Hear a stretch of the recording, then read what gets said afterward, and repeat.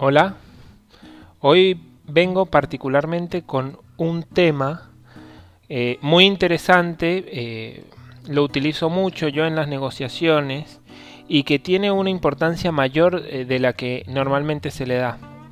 Es la negociación no verbal. La negociación no verbal es todo lo que involucra la negociación que no tiene que ver con la palabra en sí. No es solo el lenguaje corporal, por ejemplo. El lenguaje corporal es una parte de la comunicación no verbal, pero después hay otras. Por ejemplo, elegir correctamente el contexto para la negociación también es una parte de la negociación no verbal. Por ejemplo, no es lo mismo que yo le tenga que comunicar a un compañero que hizo algo mal en su trabajo, si lo encaro en su oficina y mientras él está sentado trabajando le digo, mira, hiciste esto mal, a que yo lo invite a almorzar a casa y le comente que lo hizo mal, o incluso que yo le diga, mira, vení, vamos a hablar, y lo saco a caminar o a desayunar algo fuera del ámbito de la oficina y le digo que lo hizo mal. Cada una de los siguientes escenarios modifican la receptividad de la otra persona al mensaje. ¿Por qué? Porque con cada uno de los contextos que yo utilicé le estoy diciendo cosas distintas. En las tres el mensaje central que fue hablado en este momento es el mismo, pero en cada una le estoy comunicando aspectos periféricos al mensaje distintos. Por ejemplo, ¿qué pasa si lo vuelve a hacer mal? En ninguna de los tres se lo dije, pero dependiendo del contexto en lo que yo se lo diga, puede haber una consecuencia más grave o menos grave de si hace las cosas mal. Eso también es negociación no verbal. La negociación no verbal pasa también por ejemplo, el tono de voz. Porque una cosa es lo que yo diga y otra cosa es cómo yo lo diga. El tono de voz influye mucho en cómo puede llegar el mensaje, el volumen de la voz, la serenidad en la voz.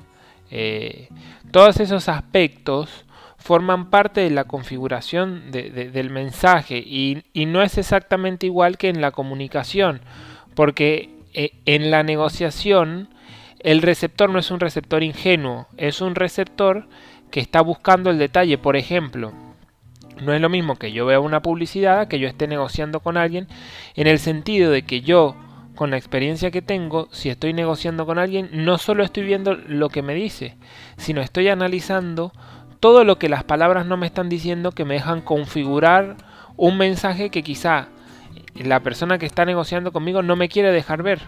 Quizá la persona me demuestra que está o me quiere dar un mensaje tranquilizante y en realidad es un mensaje alarmante y él lo está escondiendo y lo busca esconder atrás de las palabras, pero por otro lado puede saltar ese mensaje. Entonces no es lo mismo la comunicación que la negociación. Por eso hay incluso estudios que han hecho. Hay un señor que se llama, ya les digo cómo,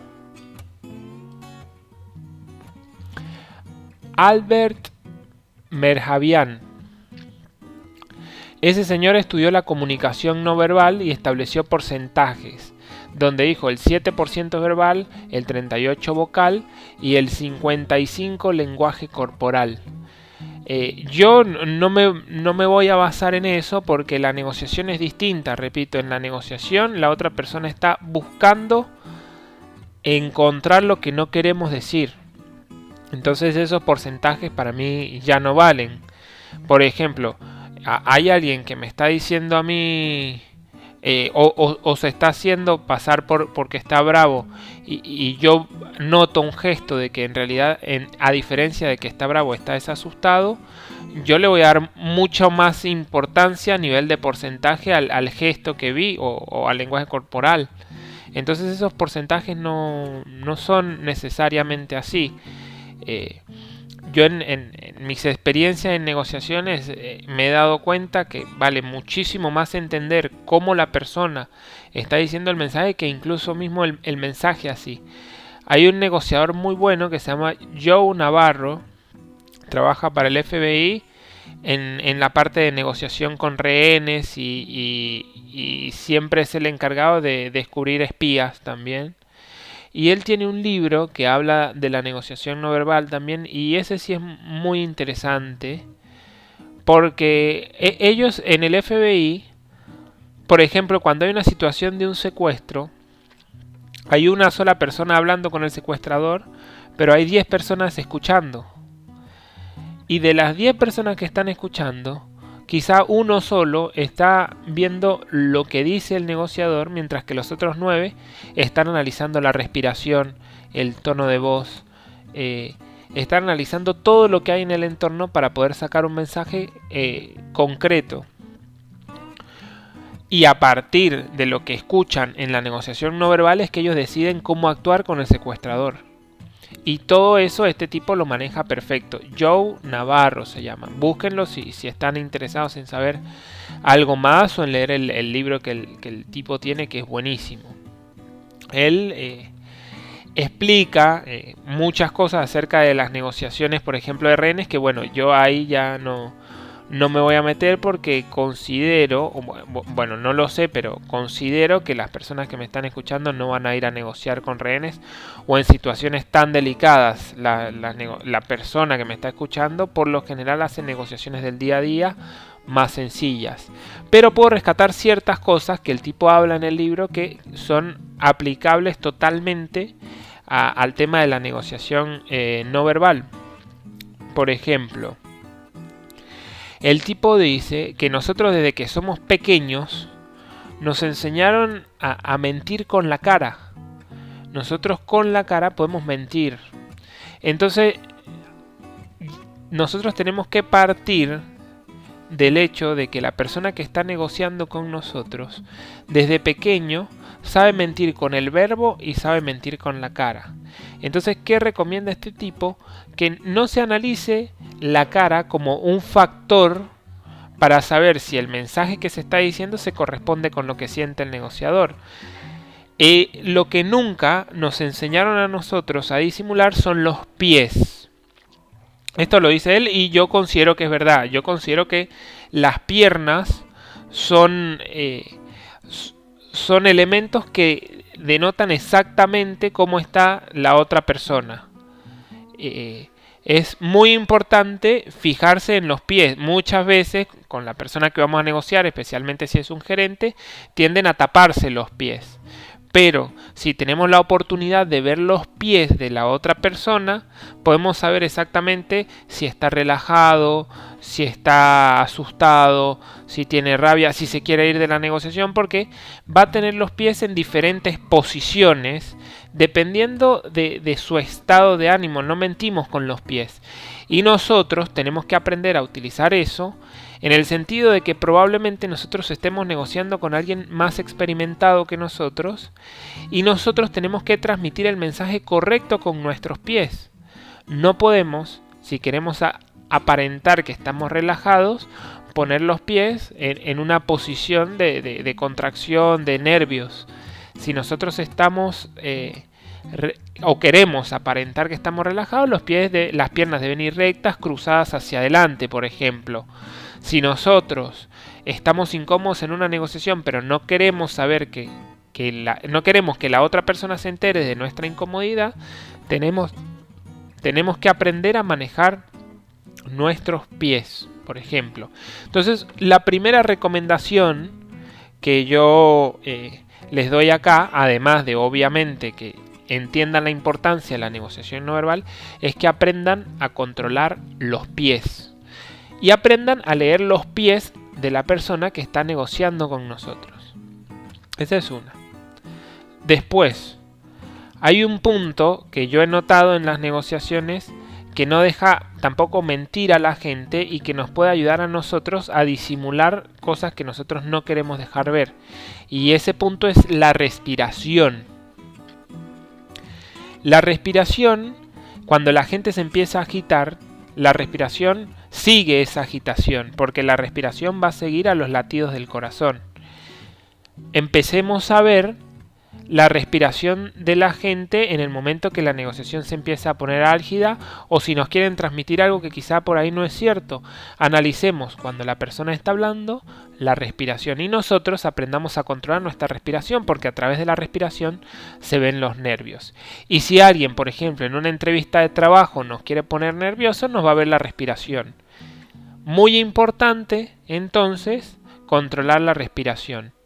Para demostrarse relajado, la respiración tiene que ser lenta, profunda, los hombros abajo, tranquilo. La respiración, por más que nosotros estemos exaltados, tenemos que aprender a controlarla, porque nos va a hacer delatar en una negociación. Es muy importante la parte de la respiración. Y muy importante también ver la respiración del otro. Tenemos que aprender a percibir el mensaje completo, no solo lo que está diciendo, cómo tiene los pies, cómo está respirando. Otro aspecto muy importante que debemos tener en cuenta es el tono de la voz de esa persona. En la medida en la que la persona está más relajada, más tranquila, el tono de voz es más bajo. Y en la medida en que la persona está más exaltada, el tono de voz es más alto. Nosotros tenemos que aprender a controlar nuestro tono de voz y a leer el tono de voz de la otra persona. Nosotros, al momento de configurar un mensaje, tenemos que configurar cómo vamos a tener los pies, cómo vamos a estar respirando, el tono de voz que vamos a estar usando para ese mensaje. Y cuando otra persona nos está transmitiendo a nosotros un mensaje en la negociación, tenemos que analizar lo mismo: los pies, la respiración y el tono de voz. Lo ideal para nosotros siempre mantener un control en la negociación y no perder nunca la posibilidad de llevar una negociación serena y buscando el bien para las dos partes, debemos mantener un tono de voz sereno, bajo. Respirar bien, la respiración nos va a ayudar, y vamos con la respiración profunda a tener un tono de voz que salga de abajo, que no salga de arriba, que no se escuche alto, porque ese tono de voz le va a quitar tranquilidad a la negociación. Vamos a dar un mensaje que no es. Acordemos, ya hemos hablado de los pies, de la respiración, del tono de voz, y ahora les voy a hablar del contexto. Nosotros debemos elegir el contexto apropiado para el tipo de negociación que vamos a llevar.